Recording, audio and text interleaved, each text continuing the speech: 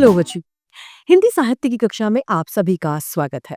हिंदी साहित्य की कक्षा 8 का अध्याय संख्या 11 तीर्थ यात्रा को हम पढ़ने जा रहे हैं।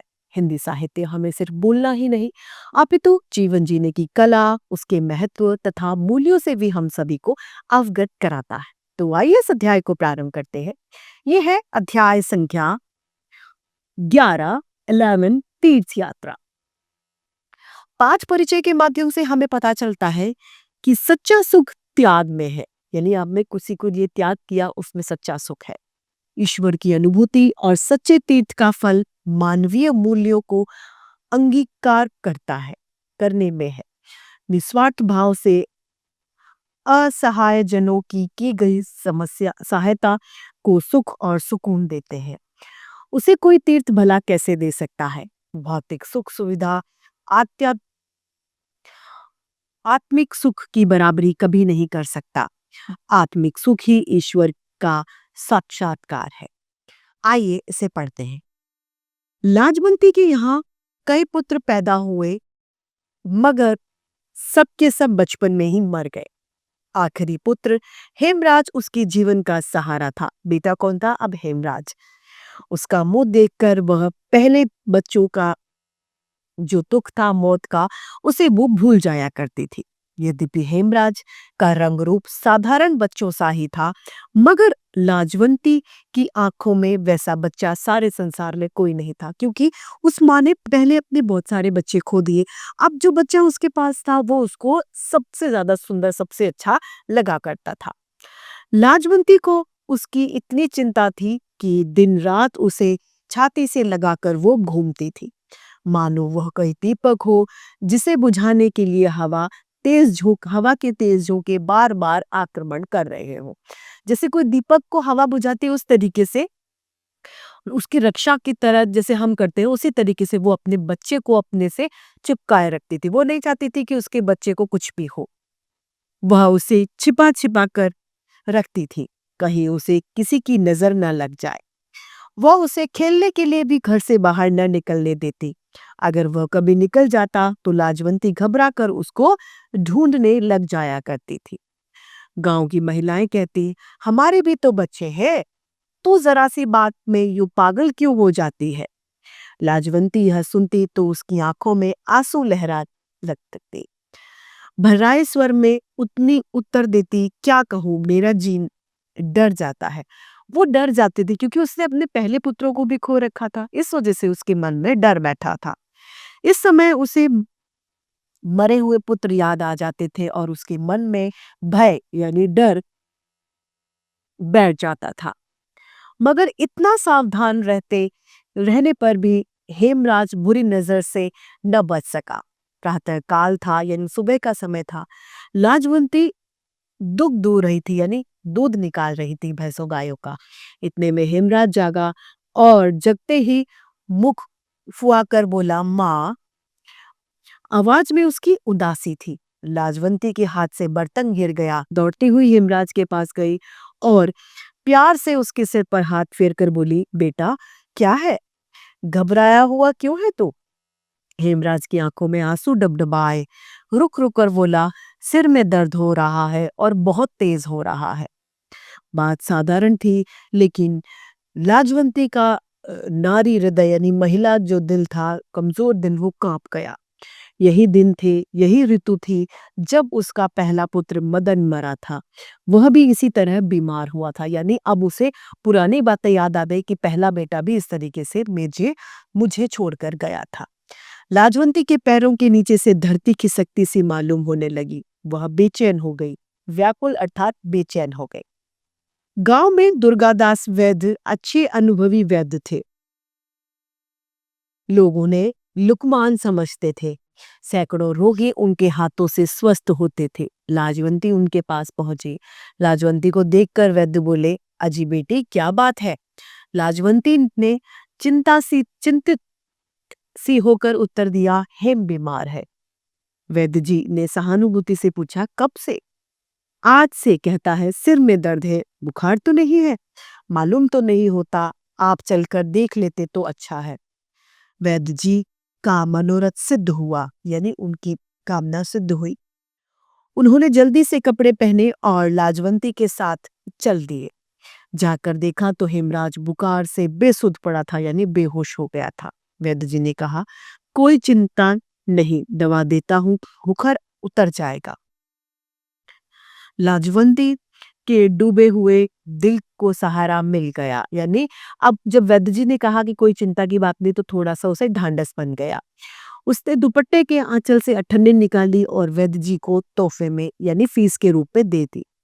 वैद्य जी ने मुंह से नहीं नहीं कहा, मगर हाथों ने मुंह का साथ नहीं दिया। उन्होंने पैसे ले लिए। कई दिन बीत गए, हेमराज का बुखार नहीं उतरा। वैद्य जी ने कई दवाइयां बदल ली, लेकिन किसी ने अपना असर नहीं दिखाया। लाजवंती की अब जो चिंता थी वो बढ़ने लगी, क्योंकि उसके सारे पुत्र मर चुके थे और एक पुत्र इसी की तरह बीमार होकर मरा था, तो वो उसे चिंता खाई जा रही थी। वह रात रात भर उसके सिरहाने बैठी रहती। लोग आते और धीरज देकर उसे चले जाया करते थे। एक दिन लाजवंती ने वैद्य से पूछा, हकीम जी, आखिर क्या बात है जो बुखार उतरने का नाम नहीं लेता? वैद्य जी ने उत्तर दिया, मियादी बुखार है। कैसा बुखार? मियादी। लाजवंती चौंक पड़ी। उसने तड़प पर पूछा, मियादी बुखार क्या? यानी इसकी कोई सीमा निश्चित होती है? मियादी बुखार अपनी मियाद पूरी करके उतरेगा, पर कब उतरेगा? 21वें दिन उतरेगा, इससे पहले ये बुखार नहीं उतर सकता। आज 11 दिन हो चुके हैं, बस 10 दिन और है। किसी तरह ये दिन निकाल दो, भगवान भला करेगा। लाजवंती का माथा ठनक गया। हिचकिचाते हुए बोली, कोई अंदेशा तो नहीं, कोई बुरा कुछ गड़बड़ तो नहीं? वैद्य जी बोले, देखो, बुखार सख्त है, हानिकारक भी हो सकता है। मेरी राय में तो हेम के पिता को बुलवा लो, यानी तुम उसके पिताजी को बुलवा लो। लाजवंती डर गई। उसका दिल बैठने लगा। आशा के साथ निराशा भी उसके सामने आकर खड़ी हो गई। जहां उम्मीद थी, तो वहां पर के निराशा भी उसके सामने आ गई। उसका पति रामलाल मुल्तान में नौकर था। उसने तार भेजा, वह तीसरे दिन वहां आ गया। इलाज दुगनी सावधानी से अब होने लगा। यहाँ तक कि 10 दिन भी बीत गए। अब जो 10 दिन उन्होंने बताए थे वो भी बीत गए। अब 21वां दिन था। हेम की देह अभी तक आग की तरह तप रही थी, यानी बुखार बहुत तेज था। लाजवंती और रामलाल दोनों घबरा गए। सोचने लगे, क्या बुखार एकाएक उतरेगा, एकदम से उतरेगा? वैद्य ने नाड़ी देखी तो घबरा कर बोले, आज की रात बड़ी भयानक है, सावधान रहना, बुखार एकाएक उतरेगा, यानी बुखार एकदम से उतरेगा। लाजवंती और रामलाल दोनों के प्राण सूख गए। वैद्य के शब्द किसी आने वाले भय की पूर्व सूचना थे, यानी किसी डर की पहली सूचना दे रहे थे। रामलाल बेटे के सिरहाने बैठ गए। राजवंती के हृदय में चैन न था। वह मंदिर पहुंची और देवी के सामने गिरकर देर तक रोती रही। यानी अब वो भगवान का सहारा लेने लगी। अब उसे भगवान से आखिरी उम्मीद थी। जब थककर उसने सिर उठाया तो उसका मुखमंडल शांत था, जैसे तूफान शांत हो जाता है। उसको ऐसा मालूम हुआ कि कोई दिव्य शक्ति उसके कान में कह रही है, तूने आंसू बहाकर देवी के पाषाण हृदय, यानी पत्थर जैसे दिल को मोम कर दिया है। लाजवंती ने देवी की आरती उतारी, फूल चढ़ाए, मंदिर की परिक्रमा की, यानी चक्कर फेरी लगाई और प्रेम के बोझ से कांपते हुए स्वर से म- म- मानता मांगी, यानी मन्नत मांगी, देवी माता, मेरा हेम बच जाए तो मैं तीर्थ यात्रा करूंगी। मनता मानने के बाद लाजवंती को ऐसा लगा कि जैसा संकट टल गया है। घर पहुंची तो पति ने कहा, लो बधाई हो, तुम्हारा परिश्रम सफल हो गया। बुखार धीरे धीरे उतर रहा है। लाजवंती के मुख पर प्रसन्नता थी, चेहरा खुश हो गया, आंखों में आशा की झलक। झूमती हुई बोली, अब हेम को कोई डर नहीं, मैं तीर्थ यात्रा मान आई हूँ। रामलाल ने तीर्थयात्रा के खर्च का अनुमान लगाया तो दिल बैठ गया, लेकिन पुत्र स्नेह ने, यानी बेटे के प्यार में, इस चिंता को भी देर तक ठहरने नहीं दिया। उन्होंने सोचा कि बेटा अगर सही है तो सब कुछ सही है। उत्तर दिया, अच्छा किया, रुपया क्या है, हाथ का मैल, आता जाता है, चला जाता है। परमेश्वर ने एक लाल दिया है, वह जीता रहे, यही हमारी दौलत है। पति ने भी उसका साथ दे दिया। प्रभात हुआ यानी सुबह हुई तो हेम का बुखार बिल्कुल उतर गया। लाजवंती के मुखमंडल पर खुशी टपक रही थी। वैद्य जी ने आकर देखा तो खुशी से बोले, अब कोई चिंता नहीं, तुम्हारा बच्चा बच गया। लाजवंती ने हेम की कमजोर देह यानी उसके कमजोर शरीर पर हाथ फेरते हुए कहा, क्या से क्या हो गया, यानी मेरा बच्चा कमजोर हो गया है। वैद्य ने लाजवंती की ओर देखा और लामलाल से बोले, यह सब इसी का परिश्रम है, यानी इस माँ की वजह से बेटे की जान बची। लाजवंती ने उत्तर दिया, देवी माँ की कृपा है और आपकी दवा का असर का फल है। मैंने क्या किया, मैं तो तुम्हें दूसरी सावित्री समझता हूँ। वो क्या बोले कि मैं दूसरी सावित्री तुम्हें समझता हूँ। उसने मरे हुए पति को जिलाया था, उसने अपने मरे हुए पति को जिंदा किया था और तुमने अपने बेटे को मौत के मुंह से निकाला है। 7वें दिन रामलाल नौकरी पर चले गए और कह के गए कि तीर्थ यात्रा की तैयारी करो। 3 महीने बाद लाजवंती तीर्थ यात्रा के लिए तैयार हुए। जाने से पहले की रात उसके आंगन में सारा गांव इकट्ठा हुआ। झांझे और करताले बज रही थी। ढोलक की थाप गूंज रही थी। स्त्रियां गाना गाती थी, बजाती थी। दूसरी तरफ कहीं पूड़ियां बन रही थी तो कहीं हलवा। लोग खा पीकर आराम करने चले गए। अब लाजवंती ने बक्से में जरूरी कपड़े रखे थे। गले में लाल रंग की सूती माला पहनी, माथे पर चंदन का लेप किया। गौ एक पड़ोसन को सौंपी, यानी गाय एक पड़ोसन को दे दी। उसने बार बार कहा, इसका पूरा पूरा ध्यान रखना, मैं जा रही हूं मगर मेरा मन गाय में ही लगा रहेगा। सहसा यानी एकदम किसी ने सिसकी भरने की आवाज सुनाई दी, किसी के रोने की आवाज सुनाई दी। लाजवंती ने सोचा, इस समय सिसकी भरने वाला कौन है, कौन रो रहा है।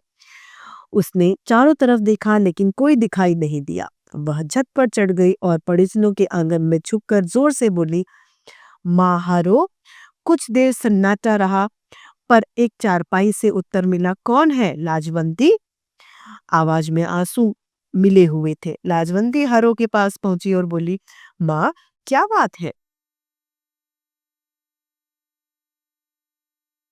तू रो क्यों रही है। हरो और भी ज्यादा सिसकियां भर भर कर रोने लगी। लाजवंती ने फिर से पूछा, अरे क्या बात है, तू इस समय क्यों रो रही है। मैं तेरी पड़ोसिन हूँ, मुझसे मत छुपा, मुझे बात बता। बता तुझे क्या दुख है। हरो ने दुखी होकर उससे पूछा, क्या तुम उसे दूर कर दोगी। हो सका तो मैं दूर कर दूंगी। हरो थोड़ी देर चुप रही, फिर धीरे से बोली, कुंवारी बेटी का दुख खा रहा है, रात रात भर रोती रहती हूँ, जाने वह नाव कैसे पार लगेगी, यानी मेरी कुंवारी बेटी का विवाह पता नहीं कैसे होगा, वो ये कहना चाह रही है। यह क्यों, उसके ब्याह का खर्च तो तुम्हारे जेठ ने मंजूर कर लिया था ना, तुम्हारे जेठ जी उसकी शादी कर रहे थे। उसने 200 रुपए के गहने कपड़े बनवा दिए हैं मगर मिठाई आदि का प्रबंध नहीं किया। अब चिंता यह है कि बारात आएगी तो उनके सामने मैं क्या रखूंगी, क्या धरूंगी। लाजवंती ने कहा, क्या गांव के लोग एक कन्या की शादी नहीं कर सकते, और यह उनकी दया न होगी, उनका धर्म होगा, ये उनका कर्म है करना ऐसा। हरू की आंखें भर आई। वह इस समय गरीब थी पर कभी उसने अच्छे दिन भी देखे थे। उसने धीरे से कहा, बेटी मुझसे भी तो यह अपमान देखा न जाएगा, किसी के सामने हाथ फैलाना मुझे बुरा लगेगा, यानी ये मेरे लिए सही नहीं रहेगा कि मैं भीख मांगकर अपनी बेटी की शादी करूं। तो क्या करूंगी, क्या कन्या को कुंवारी बैठाई रखोगी। भगवान की इच्छा, यही इच्छा है तो मेरा क्या बस, उसे लेकर कहीं निकल जाऊंगी, न कोई देखेगा न कोई बात करेगा। लाजवंती हरों की अवस्था से कांप गई। उसे ऐसा लगा जैसे कोई कह रहा है कि अगर यह हो गया तो ईश्वर का कोप, यानी ईश्वर का गुस्सा गांव भर को जलाकर राख कर देगा। लाजवंती का दिल दुख से पानी पानी हो गया। उसने कहा, चिंता न करो, तुम्हारा संकट मैं दूर कर दूंगी। तेरी बेटी का ब्याह होगा और बारात के लोगों को भोजन भी मिलेगा। तेरी बेटी तेरे ही नहीं मेरी भी बेटी है। यह सुनकर हरो की आंखों में कृतज्ञता के आंसू झलकने लगे, उपकार के आंसू झलकने लगे। लाजवंती तीर्थ यात्रा के लिए अधीर हो रही थी। वह सोचती थी हरिद्वार, मथुरा, वृंदावन के मंदिरों को देखकर उसका दिल कली की तरह खिल जाएगा। मगर जो आनंद उसे इस समय प्राप्त हुआ, यानी जो खुशी उसे उसकी मदद करके हो रही थी, वह उस कल्पित आनंद की अपेक्षा कहीं ज्यादा बढ़कर थी। यानी जो मंदिरों को देखकर होती, उससे बहुत ज्यादा बढ़कर ये खुशी थी। वह दौड़ती हुई यानी भागकर अपने घर गई और संदूक से यानी बक्से से 200 रुपए लाकर हरों के सामने ढेर कर दिए, रख दिए।